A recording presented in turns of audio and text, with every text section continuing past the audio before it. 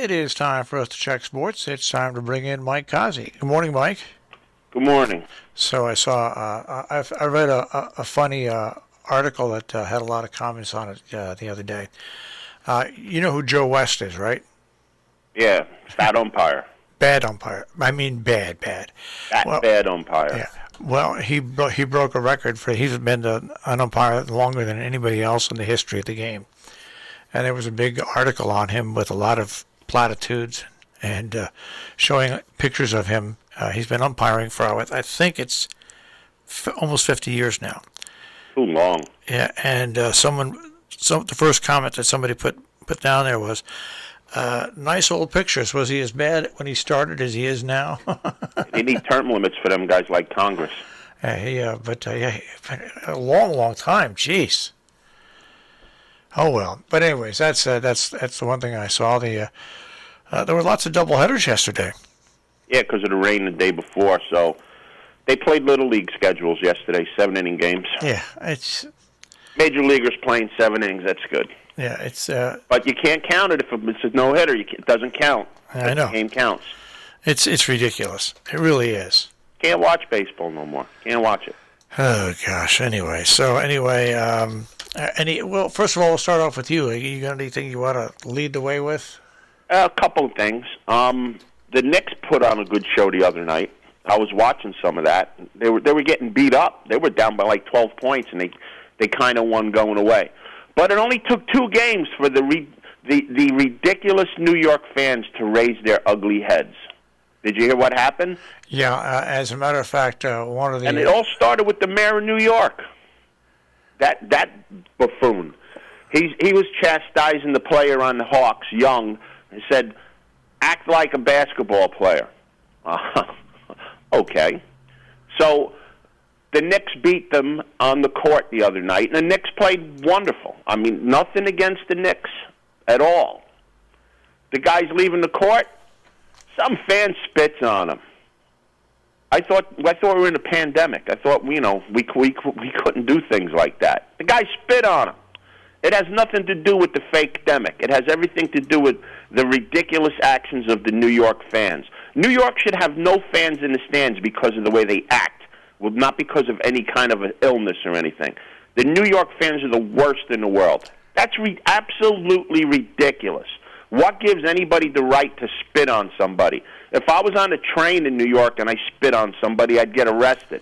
So here's the interesting thing. Also during the playoffs, when the Knicks were playing, Philadelphia had a fan do something stupid. So, yeah, another guy, he got banned from there too. Yeah. Are you kidding me? What's wrong with these people? It's people. And people let him get away with it. They think there's nothing wrong with it. That's the lunacy of the world today. If I go to school and I spit on a kid, I'm going to lose my job and go to jail. But if I'm a fan, I could spit on a participant in the activity. Are you kidding me? It just doesn't make any sense at all. Nothing. And when I first realized it, Mike, way back when I started going to the to Giant games in Giant Stadium, when they originally opened the original Giant Stadium, first tickets I had were down close to the field. And it was horrible. Yeah. It was horrible.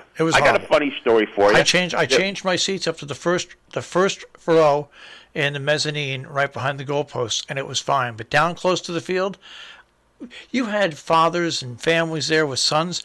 The sons were the young kids were as bad as the fathers. Well, I got ridiculous. 2 stories for you now.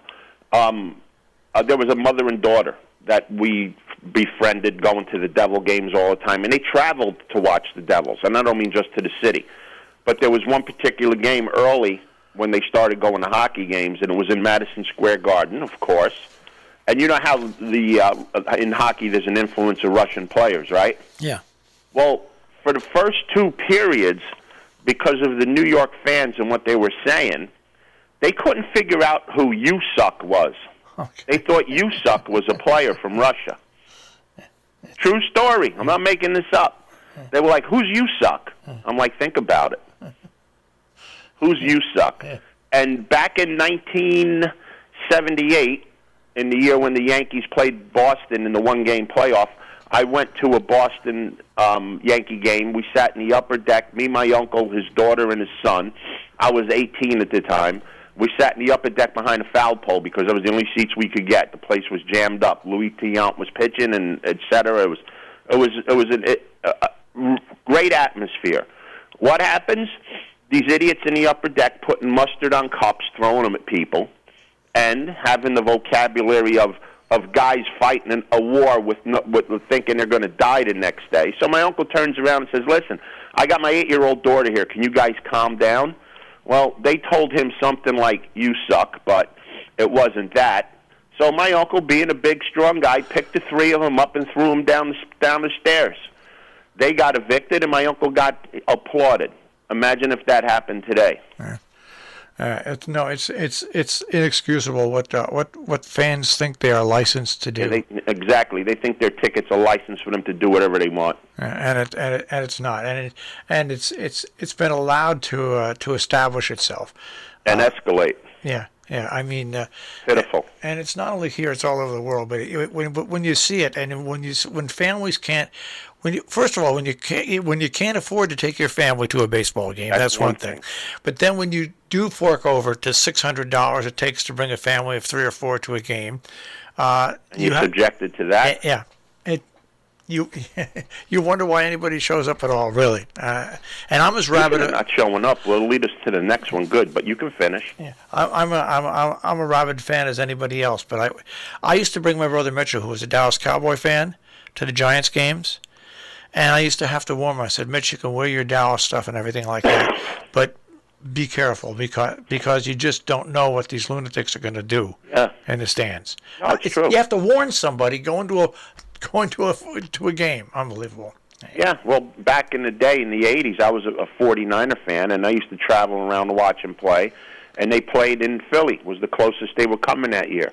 So I went to Philly, but I had enough sense not to wear a hat or a jersey. Because I might not be here today if I did. Yeah. So the Islanders wrapped up the Penguins. Yeah, that was interesting. They played a great game in Pittsburgh, and then came back to waffle them on the island. It was important for them to win that game in Pittsburgh. They had to win one, or else they couldn't win the series. And they were getting outplayed the whole game. I watched the game. They were getting outplayed the whole game. Got a little better in the third period. And got a lot better in the overtime and put Pittsburgh away there. And then Pittsburgh had the lead on them in the island, but then they turned it up and beat them 5-3. So the Islanders moved on. Good for them. All right, today the Knicks take on the Hawks at 7 o'clock, and the Nets take on the Celtics. The Knicks are tied 1 game apiece, so the Nets lead the Celtics 2 games to none.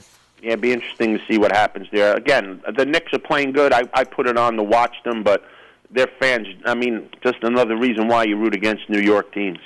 All right. Any racing this weekend? Yeah, I got a story about racing, too. Do you know how you've been at Monmouth Park. You've been there for the end of the day when they play the Summer Wind? Yeah. Well, they're going to change the song this year. To what? They paved Paradise and put up a parking lot. That's what's going to happen to Monmouth Park, folks. They're going to pave it and put up a parking lot. I went there last night to bet Churchill Downs. Couldn't bet it. It was all closed up. They forced you to go over to the William Hill side to put a bet in. Are you kidding me? Are you kidding me? Oh, and it gets better. You know how you go to Monmouth Park and you could bring in a bottle of water or you could bring in something to eat? Yeah. Can't do it this year. You have to buy whatever. Get this. The legends people tell you to do. Yeah, the same people that are running Yankee Stadium concessions are running Monmouth Park, and you can't even bring in a bottle of water. And the prices are jacked out of sight. And they have a place, a little restaurant down the end outside of the picnic area down there. I call it the Blue Lagoon. It's called the Blue Grotto. And the owner of the track just happens to own the same place. Well, you could sit there and watch the races during the day and bet and eat. But then at 5 o'clock, the whole place gets cleaned out. And if you don't have a prepaid ticket to enter, you can't go there. Is this insanity or what? It's all about the dollar. Is this and by the way, the racing product at Monmouth is god awful. No whips, jockey's name I don't know who. If you plan on going to the racetrack in New Jersey and you want to bet, go to somebody's house, bet online, sit in their yard, have a nice barbecue. Don't go to Monmouth Park; it's a disaster. All right. And my friends there can get mad at me. I don't care. All right, so you got any races to pick for this weekend? Yep, Churchill Downs, because it's going to rain here, so Belmont's going to turn into a mess. Eighth race at Churchill Downs tomorrow. Post is at 4:22. It's the Grade 3 Regret. Monmouth is going to regret with what they're doing with their rules there this year. A mile and an eighth on the turf. 9 horses line up. Pretty decent race. Couple of horses I'm looking here. The favorite Spanish Love Affair is going to look tough. And remember, there's no Lasix for the horses in this race, so you got to look at that. Mark Cassie horse coming out of the Grade 2 Appellation at Keeneland, where it didn't get the best of rides at 2-1. Gets a jockey change to Tyler Gaffalione, who rode him 2 back and won by 2. But a Spanish Love Affair, expect that horse to be the favorite. Oyster Box from the rails, run decently without Lasix. Goes back to Corey Landeros, who's not the greatest of riders, but he's having a decent meet this meet at Churchill Downs. Coming off at Bullet Work at Fair Hills on May 24th. This horse in the rail could sit a trip and get the job done at the 6-1 morning line, but I'm stepping out. I'm going with the 3-horse Line Dancer, trained by Mike Matz, ridden by Julian Leperoux. I think this horse is going to show some speed in this race. If you look back to his earlier races in Maryland at Pimlico and Laurel, this horse had some early speed. Early speed's pretty void in this race, and that's the reason why I think this horse is going to go to the front. Leperoux rode very well in Florida going to the front on turf races this year, and I think this horse is going to have a little bit of reversal of form. So I'm going to go with the 3 Line Dancing on top and the 1 Oyster Box and the 4 Spanish Love Affair underneath. The 9th at Churchill is the Matt Win. It's a prep for their big race to Stephen Foster. This is a mile of 16th on the dirt. They got 8 horses lining up here. A couple horses I'm looking at. The 5 Folsom, the favorite, trained by Brad Cox, coming off a win at Keeneland in April and another win in Oaklawn in the beginning of May, winning the Oaklawn handicap. This horse is in form and is a must-use in your numbers, especially when you look at his last work, going 59-1 is the third best work out of 40. So got to use the favorite in your numbers, but I don't bet favorites to win. 2 horses I'm looking at to win here. One is the 2 Helium, who is 5-2 morning line, which is really suspect. Won the Tampa Bay Derby, so you have to use this horse here. Obesos is going to be the favorite. They got 2 5-2 shots and a 2-1 shot in this race. Obesos ran in the Derby, ran 5th. This horse is going to be way over bet. Put a line through him. He has no shot to win this race. Horse I'm going to take a shot with is the 7, though, Sitting on Go, trained by Dale Romans. This horse broke his maiden going a mile in the Iroquois. Right after he broke his maiden, a mile in the Iroquois. Lit the board up at 24-1. Ran in the Tampa Bay Derby, the Bluegrass, the Pat Day Mile. Very lethargic, but comes back to Churchill Downs and has a super work on March 23rd. 59-2, the best work out of 32. Gets Talamo up, in my opinion, is a better jockey, a good jockey change from Corey Lannery.